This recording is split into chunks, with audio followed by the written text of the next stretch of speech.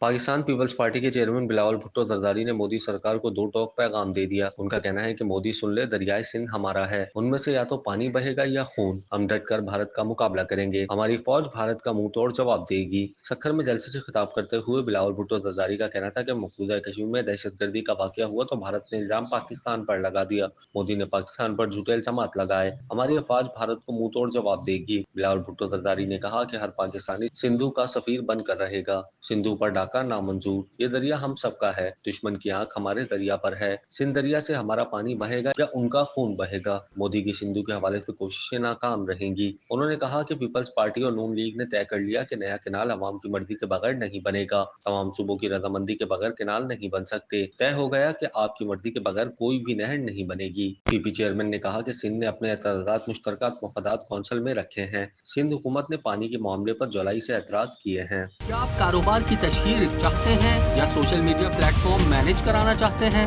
तो देर कैसी, अभी राब्ता करें ओनली न्यूज की टीम से। हमारा कॉन्टेक्ट नंबर आपकी स्क्रीन पर है।